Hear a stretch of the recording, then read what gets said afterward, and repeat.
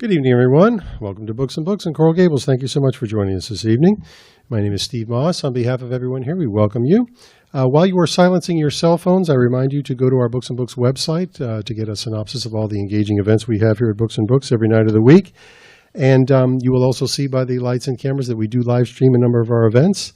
While we love to have you here in the store, you don't have to be. You can watch online if you prefer. And during the event, you can call the store and you can ask the author a question, or you can order a book from us. We'll have it signed for you and send it to you, no charge for shipping.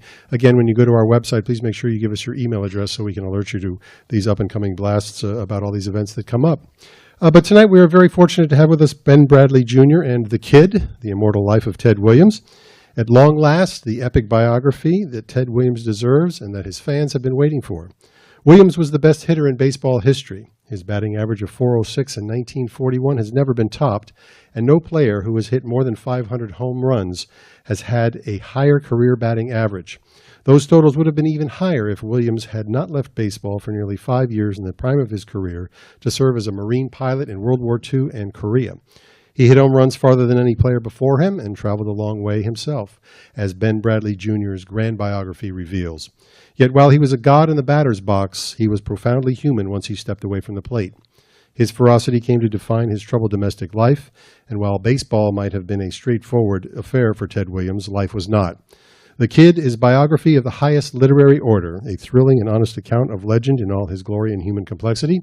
Charles McGrath of the, Mr. Bradlee, New York Times, says, Bradlee's expansiveness enables his book to transcend the familiar limits of the sports bio and to become instead a hard-to-put-down account of a fascinating American life.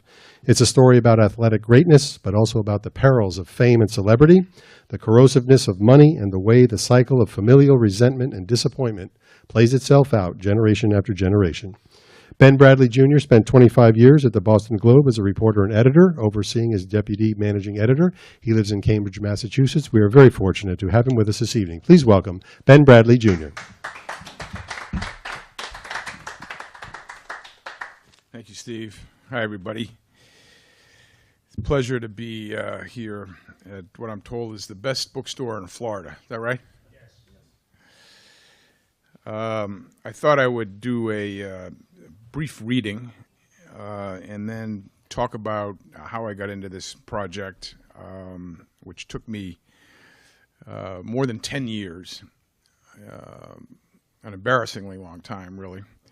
But when you interview 600-odd people and write nearly 800 pages, that takes time. So I'm going to do a brief reading and then just talk about how I got involved in this and my conclusions about Williams. This is from the introduction. Ted was an original, not a traditional, modest, self-effacing hero, but brash, profane, outspoken, and guileless. Self-taught and inquiring, he excelled as a Marine fighter pilot and became one of the most accomplished fishermen in the world. For better and worse, he was always his own man, never a phony, characteristics that helped him outlast his critics and win widespread affection and admiration as he aged. He had 3 favorite songs, which he played in his mind to help him fall asleep: The Star-Spangled Banner, The Marines' Hymn, and Take Me Out to the Ball Game. On visits to Boston long after he retired, Williams was struck by how people fawned and fussed over him, puzzled that he seemed more popular in retirement than he was during his playing days. The best evidence of this was his reception at the 1999 All-Star Game at Fenway Park. Ted, by then fragile and ailing, was driven out on the field in a golf cart to a thunderous ovation, and then, in a memorable scene, swarmed by a new generation of all-star players who knew they were in the presence of baseball royalty. The players lingered, wanting to soak in the moment and bask in Williams's glow. During each Williams at-bat, something between a hush and a buzz suddenly filled the air as the crowd shifted from autopilot engagement to edge-of-the-seat anticipation. I was looking around for a story one day, and someone said there was this blind guy on the first baseline, remembered Tim Horgan, who covered the Red Sox for the Boston Herald and then the Boston Evening Traveler in the 50s. I went up to the man and said, "Pardon me for asking, but why do you come to the park? Why not listen to the game on the radio?" He said, "I love the sounds of the game when Ted comes up." Red Sox fans and the rabid press corps that covered the team seemed as captivated by Ted's personality as they were by his slugging. He was a prickly prima donna whose much-chronicled rabbit ears had an unerring ability to zero in on even a few scattered boos amid all the cheers. He seemed immune to receiving praise, but generally couldn't tolerate criticism. On the field, his moods ranged from sheer joy and exuberance during his rookie year in 1939 to rage and petulance later in his career. Williams reasoned that he was an expert at what he did, was trying his best to do even better, and thus resented any criticism.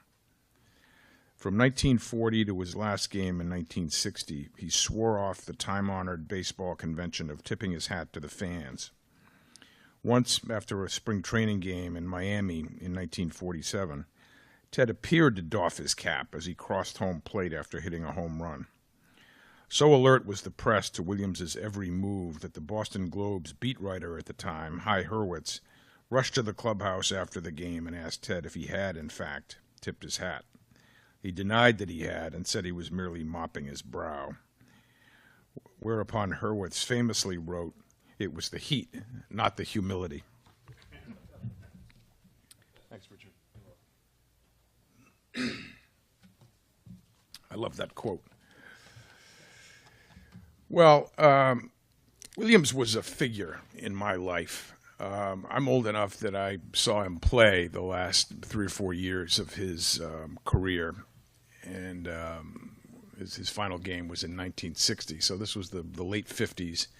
And I would go to Fenway Park as often as I could, and I got his autograph once on a ball. I was one of 30 or 40 screaming brats waiting for him in the players' parking lot where the Red Sox would come out and get their cars after the game. And we were kind of an unruly mob, and he imposed some order on the process and made us line up and impose some order, and one at a time, and I'll sign each one of your baseballs. And so during this long process of writing the book, there were many days in which the muses weren't firing on all 4 cylinders, so sometimes I would break out that ball and look at it, the ink fading badly with the passage of nearly 50 years. But I'm happy that I have that ball. And I was there on one of the low moments of his career in 1958 when, after a rare strikeout, he went to fling his bat in disgust, and he intended to throw it on the ground, but he lost control of the bat because of the rosin and stickum on it, and the bat went sailing into the box seats and hit an old lady square in the face. And it was an ugly scene, and her face was bloodied, and Ted was mortified, and he rushed over to tend to the lady. And Bud Collins, who was later a reporter with the Globe, tennis writer, then a Cub reporter with the Herald, told me his story. He was covering the game that day, and he thought he might have a scoop that there might be a lawsuit developing here. This lady was hurt. She might sue the team, Collins thought. So he rushed into the clubhouse after the game, went up to Joe Cronin, who was then the general manager, and said, "Joe, are the Red Sox concerned about a lawsuit here?" "Oh, there'll be no lawsuit," says Cronin very definitively. "Why's that?" said Collins. "Because this lady happens to be my housekeeper, and she loves Ted Williams."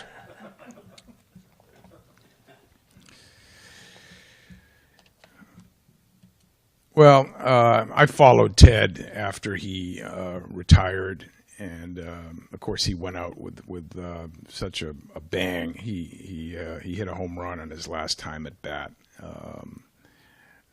a game which was memorialized by John Updike's famous essay in the New Yorker, "Hub Fans Bid Kid Adieu," one of the best pieces of sports writing ever. And I followed him, and he came back to, he published his autobiography in 1969. But of course he had 33 more years to live, and it was a thin volume. And he returned to baseball as a manager in 1969. In his death in 2002, I was struck by how much interest there still was in his life and how many lives he had touched. I remember the Boston Globe ran a full page of letters, and they were from grandfathers talking about how they had introduced baseball to their sons through Williams, and the sons to their sons. And so to that extent, he was a glue in the social fabric. And I speed read the early books on Williams, in addition to his to the autobiography, and they were all done by sports writers who concentrated on Ted's exploits on the field, and wrote very little about his personal life. And I was 25 years at the Boston Globe as a reporter and editor on the news side, never a sports writer. And so I brought, I think, more of a non-sports sensibility to this undertaking than perhaps a sports writer would, just naturally. I didn't skimp on the baseball. There's plenty of it in there. But I concentrated my efforts on the ground which had been far less covered. His really rough childhood, growing up in the Depression in San Diego, his relationship with his mother, who was a soldier in the Salvation Army and quite eccentric, and out until all hours of the night, saving souls on the streets of San Diego, but never home for her son. She would get home at 10 or 11 o'clock at night. And I wondered what the effects on Ted from that were. And it turned out he was Mexican-American, a really interesting fact, which no one knew. It had come out about a month before he died. I wanted to explore that. His service in 2 wars fascinated me, particularly when compared to the unfathomable prospect that the modern superstar athlete would serve in 1 war, let alone 2. And then there was his very colorful love life, how he went through 3 marriages, he had 3 children. No one really knew anything about all of that. He struggled with anger, and I wanted to know about that. And then finally there was the dark Cryonics affair, where he had his son, John Henry, had his remains frozen after Ted died. And I was curious about whether Ted wanted that himself. So I dove in. And the first area of concentration was I wanted to learn more about his mother, May Williams, who was born in Mexico and had family going back there several generations. And she was a star of the street. She was politically wired. She had the support of the mayor and other politicians. She was influential. She raised a lot of money for the Salvation Army, and she wouldn't hesitate, much to Ted's embarrassment, to ask anybody for money for the Salvation Army, often playing off the fact that she was Ted Williams' mother and using that for leverage. But it was her zeal in her job, staying out until all hours of the night, which was really affected her relationship with Ted. Ted and his younger brother Danny were some of the first latchkey kids, sitting on the porch of their house, waiting for the mother to come home at 10 or 11 o'clock at night. The father was an alcoholic and largely absent, so not a factor at home. And luckily for Williams, there was a playground down the street that had lights, which was unusual in those days. And so that was his salvation, baseball. And he spent many, many hours there. But he nurtured this anger and resentment toward his mother. And I think that the anger that he struggled with throughout his life was rooted there. He was able to use this anger as a double-edged sword in his career, because he always said he hit better mad. He would use that as a motivator, and he might pick a feud with the baseball writers and get himself revved up and go off on a tear and hit 500 for a month. And but in his personal life, this anger would bubble up at very inappropriate times and places and caused him all kinds of difficulty, and cost him the 3 marriages and strained relations with his children. But the flip side of the anger was, this is a warts and all portrayal, and this anger caused caused Williams to do a lot of terrible things to people he loved. But he was probably bipolar, I think, before they even knew what that was. And but leavening the anger was a fundamental kindness and decency, as evidenced chiefly by the work that he did for the Jimmy Fund, which, for any of you who doesn't know, excuse me, is a charity in Boston that serves kids sick with cancer. And back in those days, the cancer was nearly fatal, always. And but I was able to track down some of the. Anyway, Williams would visit these kids at all hours of the day and night, and he let it be known to the doctors and nurses that if they felt a visit from him would be helpful, give good cheer to anyone who was sick, he would come, and he did that at all hours of the day and night over the course of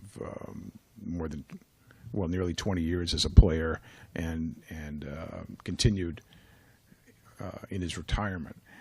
And he always insisted that there be no press coverage of this. And some of the writers would find out about it, and they'd ask him about it. And he'd say, yeah, it's true, but if you write about it, I'll never talk to you again. And that showed he was genuine. He was worried that if there was something in the paper about it, it would look self-serving, and that he was trying to feather his own nest or temper his Peck's bad boy image. And so he insisted on no press. And so that tempered the anger.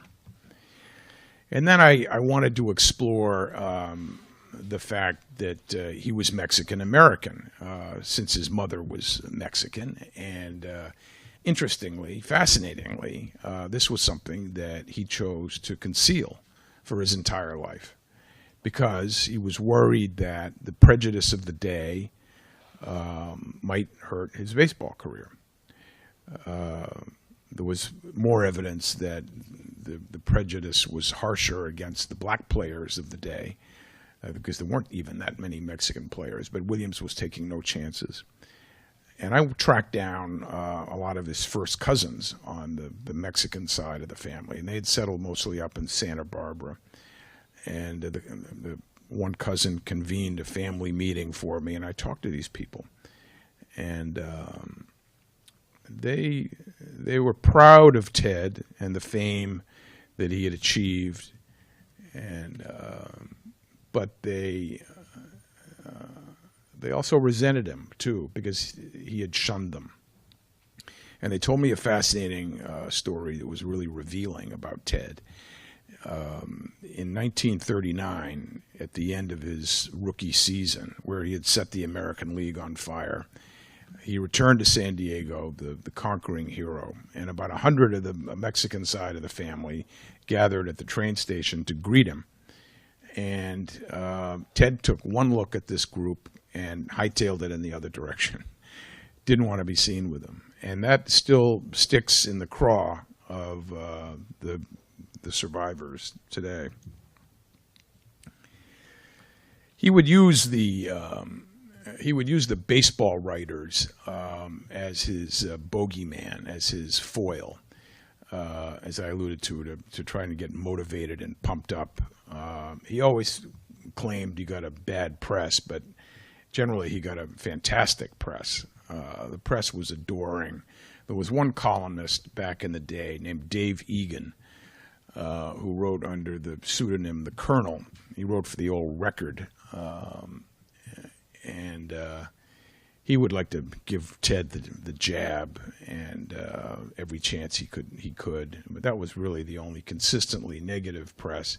But whenever a bad Egan column appeared, Ted would go crazy and say, "Oh, all you bastards are, you're all terrible." And he treated the writers like dirt, and he would see them coming after the game and say, "Oh, what kind of trouble you guys going to stir up today?" And he was naive about the press.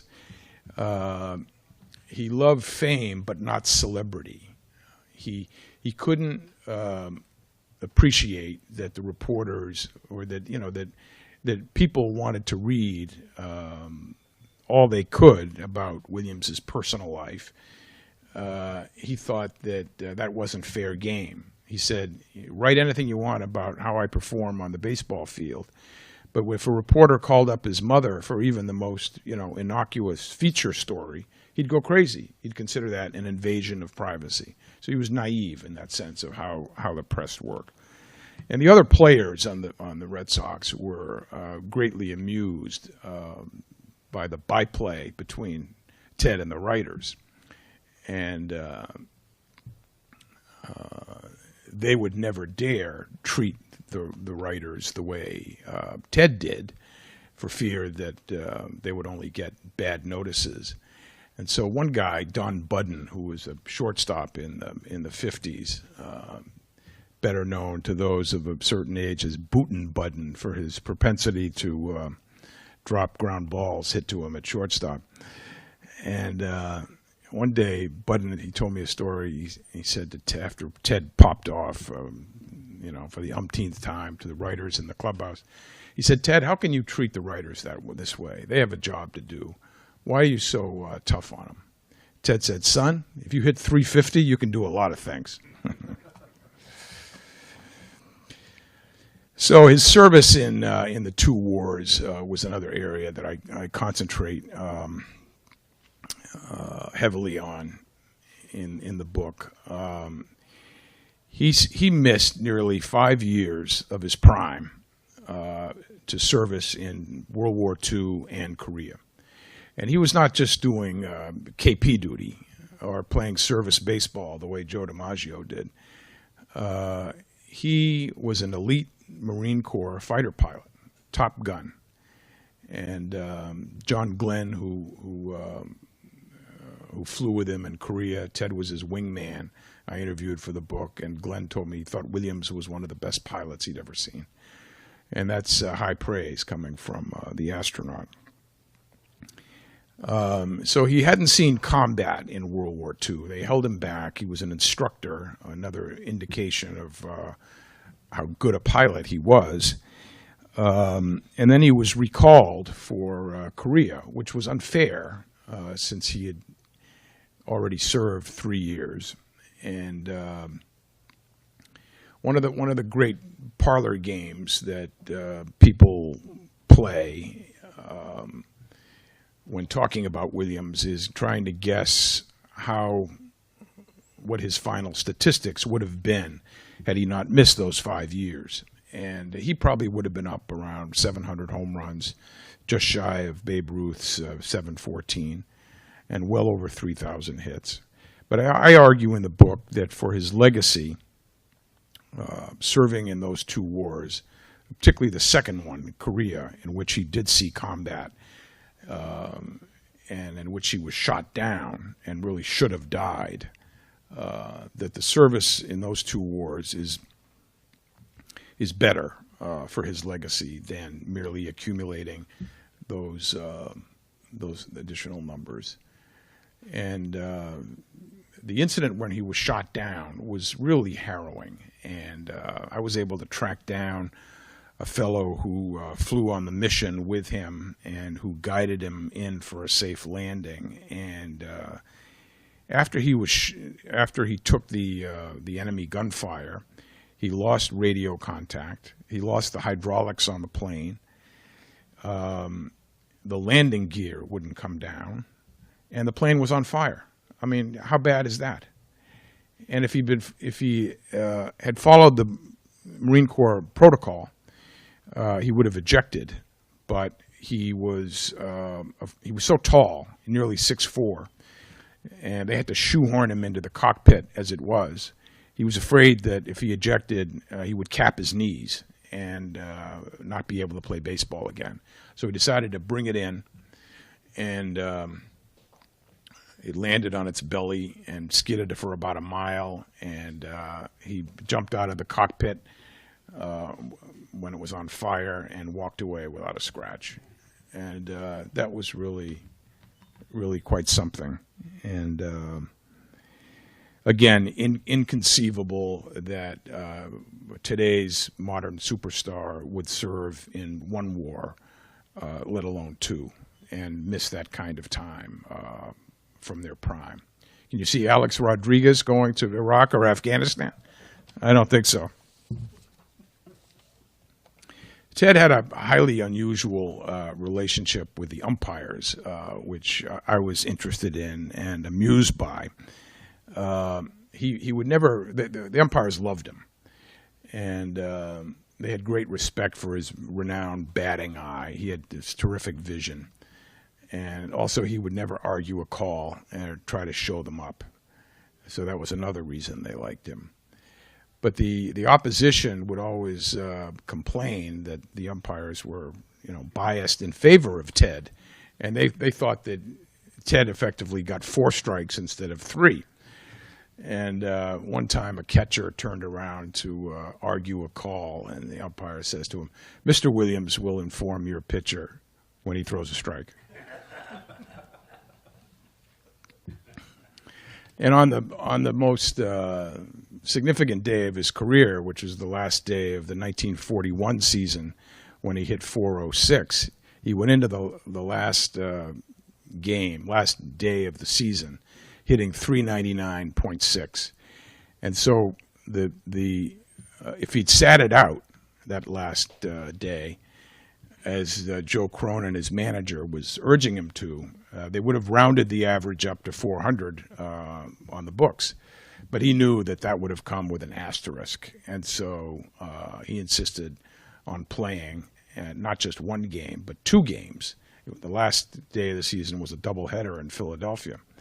So on his first plate appearance, the home plate umpire, Bill McGowan, called time when Ted arrived at the plate and dusted off the plate and said this underneath his breath, "To hit 400, a batter has got to be loose." He says this to Ted. He's giving him advice. It's just another indication of how the umpires admired him. And Williams would use the umpires to get information. He'd use them as sort of his own scouting system. He'd get on base after hitting a double, let's say, and he'd start chatting up the second base umpire. And where are you guys coming from? Oh, Chicago? Oh, how's so-and-so throwing? What's he got? Has he got how's his curve? How's his fastball? How's his change? And they would share information with him on what the pitcher was doing. Finally, the American League found out about this and had to call a stop to it. Well, there are a million stories, Williams stories, And one problem in telling them in a forum like this is that he was the most profane guy there ever was. He probably invented the F word as an adjective, as in I'm the greatest effing hitter who ever lived.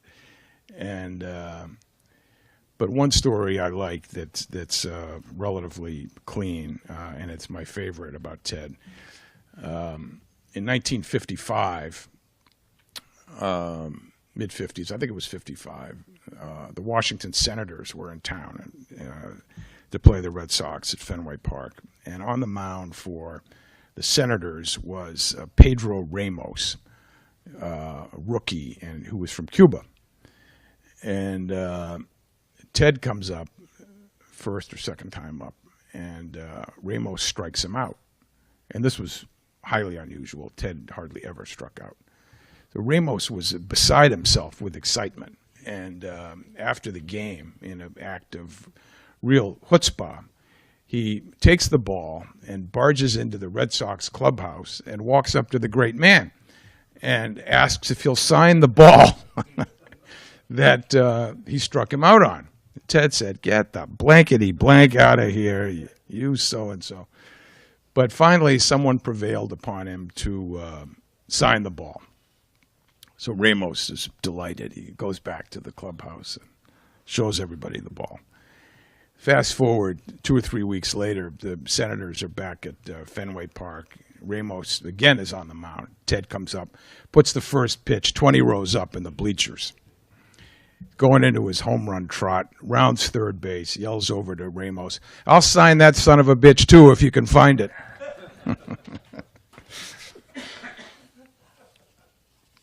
I love that story.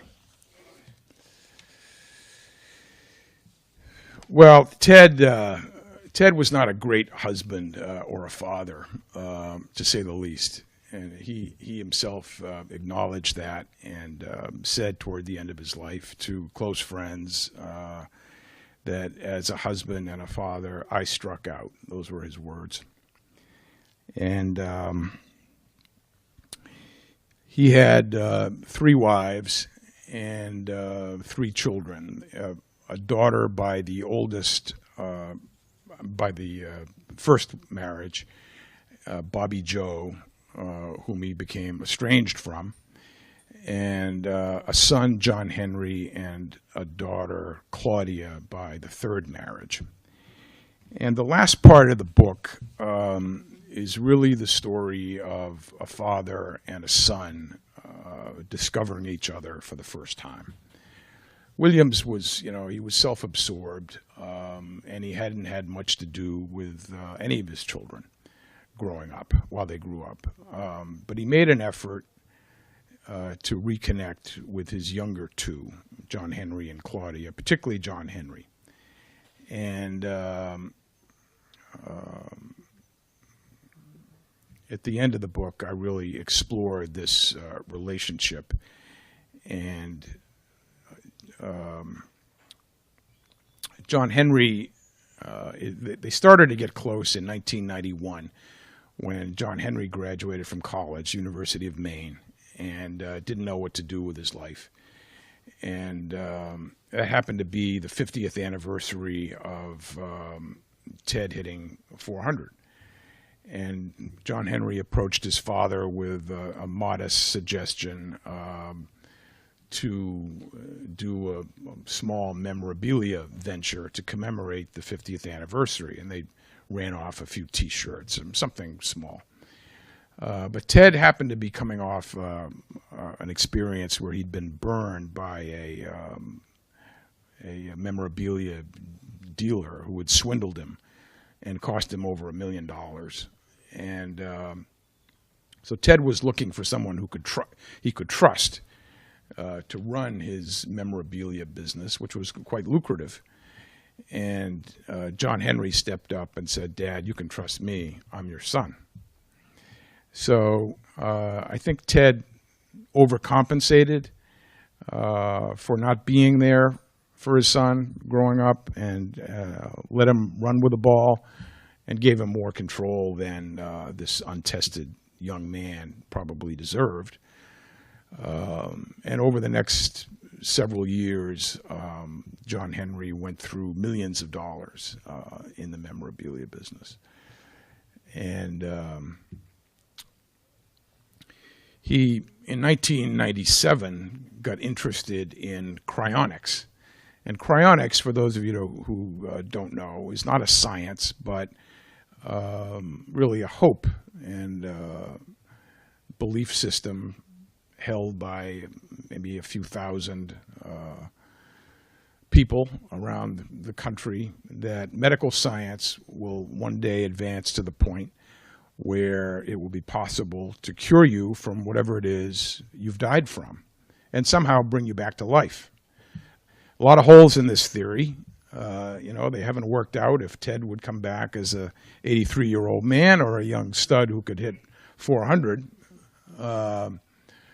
But John Henry became a believer, and he started asking his father about it. And what did he think about this? And Ted was totally dismissive of it. Get out of here with that stuff. Don't talk to me about that. But John Henry died suddenly in 2004, about 18 months after Ted died. And he died of leukemia. And to his credit, since he was the one who foisted cryonics upon his father, John Henry himself had his remains frozen. So they're together, father and son, out at this facility in Arizona called the Alcor Foundation, in the same container. So the only person still alive, Bobby Joe, the older daughter, died in 2010. And the only child, William's child, still alive is Claudia. And it's her account of what happened in the cryonics affair that I rely on for the book. She had never talked to a journalist before she talked to me. Nor had Bobby Joe. Those were the key breaks that I got in this book. Both women talked about, for the first time, about what it was like to grow up with Ted Williams. And Claudia said that she and John Henry approached their father in November of 2000 and asked him, this was right before he was in the hospital and was going to have a pacemaker put in the next day. And before that procedure, which is generally routine, but not necessarily for a man of 80 plus years, it was that occasion, she says, when she and her brother asked their father if he would agree to cryonics. They said that they had decided they wanted to do this for themselves, and they wanted him to do it as well so they could be together forever as a family. And she says Ted agreed. But my reporting and research suggests that if he did, he was not of sound mind at the time. And that also I was able to track down about a dozen people whom he told after the date of that meeting that no, he wanted his remains, he wanted to be cremated and have his ashes thrown off the Keys where he had lived and fished for many years. So it was a sad ending for the greatest hitter who ever lived. Particularly all the old timers that I interviewed, people like Johnny Pesky and Bobby Dorr and Dominic DiMaggio, were mortified by the cryonics affair and urged me actually not to write about it. But I had to write about it because it was people's last memories of Williams, and it happened. You couldn't ignore that in writing a biography. But they worried terribly that this would taint his legacy, especially to a few generations of people who hadn't known anything about Williams other than what they read about this crazy cryonics affair. And after he died, there were some tasteless jokes by some of the late-night television comedians who made popsicle jokes and other kind of tough remarks. But my conclusion was that people know this was a family affair of some kind, and we all have strange families to some extent. We all can relate to family dysfunction, I think, and all families have their idiosyncrasies. So I think that with the people are sympathetic to that, and that with the passage of time, the Cryonics has not affected his legacy in the least. And in their final analysis, people's memories of Ted will be of swaggering youth, hitting 406, forever the kid. Thank you.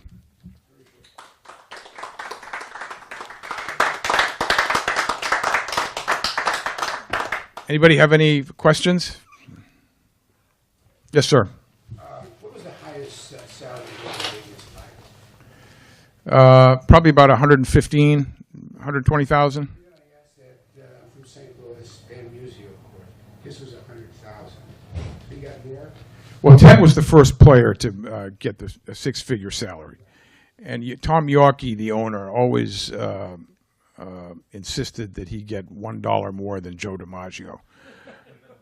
So I'm not sure of Musial's numbers, but Ted was the first to get the six figures. I want you to know that I was 9 years of age. I was from St. Louis. Mm-hmm. We had the St. Louis Brownies. You ever hear that? Yeah, sure. And of course, he was over at they call it in those days Sportsman Park. Mm-hmm. And we had a knockout game where kids at my age could do it for free. So I remember him. And you say, he had some baseball. I wish I had those baseball cards. What are they worth? Yeah. I don't have them anymore. What are they worth? Oh, I don't know. Good piece of change. That was a big deal in our day. Yeah. Yeah. Right. Good. Yes, sir. Ben, hi, I'm a New York City boy that never touched anything that had an NY Yankees on it. My dad was a Bostonian. He brought me up on the Red Sox. And the first loudest sports cheer I ever heard was when I was sitting in the upper deck in Yankee Stadium, the right field line, and he hit a grand slam home run against the Yankees. And that's a big open stadium. You don't expect to hear it loud like a hockey stadium or whatever, Yeah. but it was unbelievable. And I had followed him ever since. Loved that team, and loved to listen to you talk about, particularly the service portion. Mm. Is Cryonics forever? He's never going to be scattered in the Keys. He'll be frozen forever. I think so, because Claudia, the youngest, controls the estate. And she's a young woman. She's only in her early 40s and okay. Very healthy, and she's a believer. Mm-hmm. And she says she's going to have her remains frozen too. So she's in control, and as long as she's a believer, there's no chance he's coming out of there. It'd be interesting to hear that he got a good cheer at Yankee Stadium. Oh, absolutely. Well, Connecticut was split. Half of the Red Sox, half of the Yankees. Yeah. And there were enough Connecticut people down here that day, and some of us non-believers in the Yankees. It was terrific. Yeah, that's good. Yes, sir. On that score, could you shed any light on this urban legend that at one time, or maybe more than once, Ted Williams came about this close to joining the New York Yankees? Yes. And Not urban legend. That's a fact.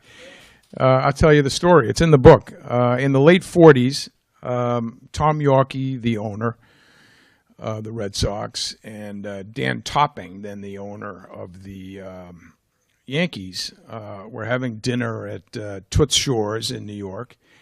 And after many martinis, they agreed on a 1-for-1 swap, Ted Williams for Joe DiMaggio. And theoretically, it made sense because Yankee Stadium had the short porch for Williams, the left-handed hitter, and Fenway Park had the short left field for DiMaggio. So at the end of the evening, Yorkie said, well, let's sleep on it. and we'll talk talk again in the morning. So Yorkie called his guys back in Boston, the so-called Brain Trust, and very so-called actually, and they said, no, this is crazy. You can't agree to this. DiMaggio was fading by then, and Williams had many more years left.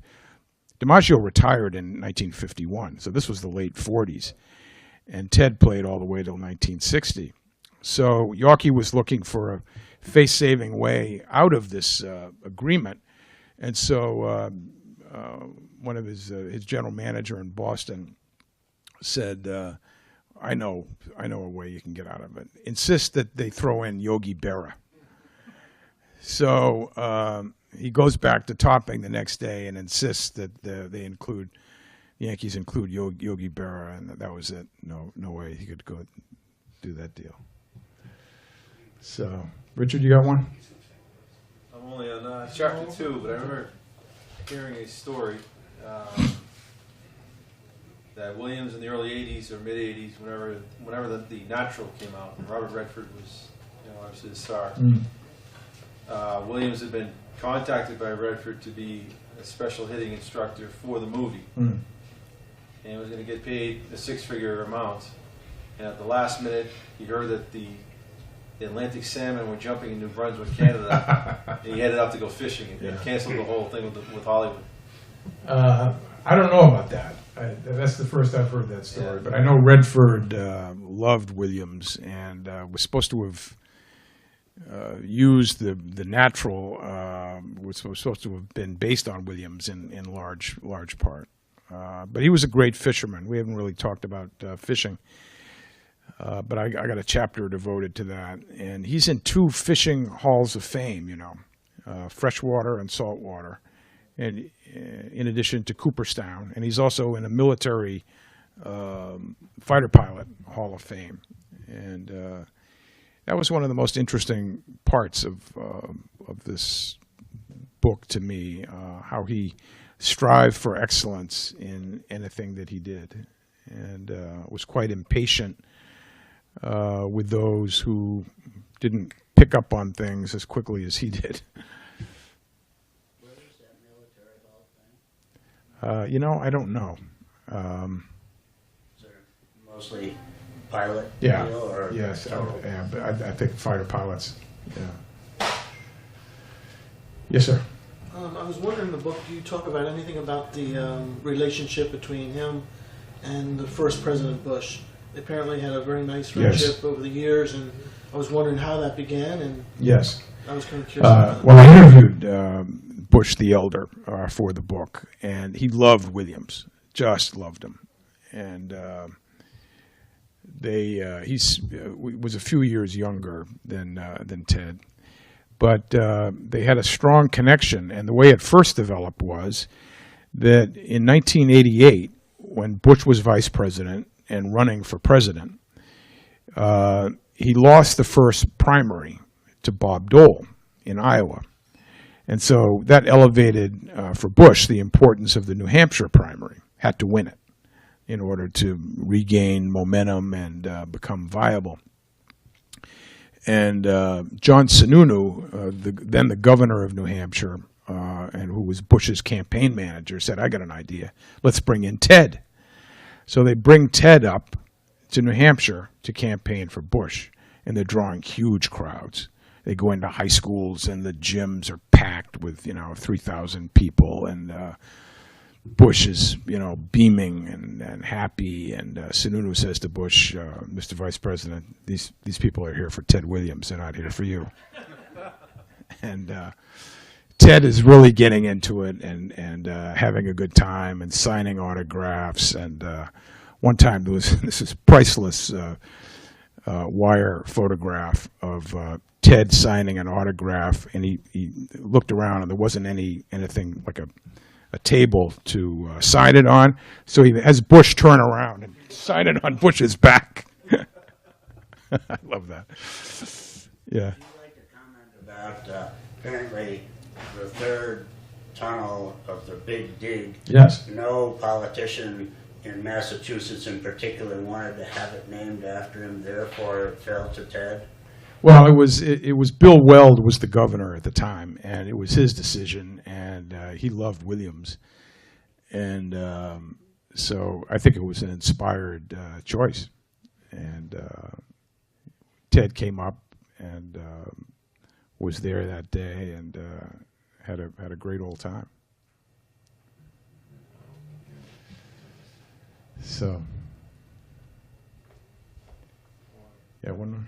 I'm always fascinated by desire and motivation. And I think, you look at Mae Williams at the beginning, his mother, there was tremendous resentment towards her coming home late and, not being there for her son. But to excel in those three areas of baseball, military, fishing, was it out of anger or was it out of love? Well, or probably a combination. Yeah, I think that he probably got his passion, his zeal. Yeah, I'm sure that was a motivator, and his kindness to kids may have come from her charitable impulse. Saving souls. Yeah. So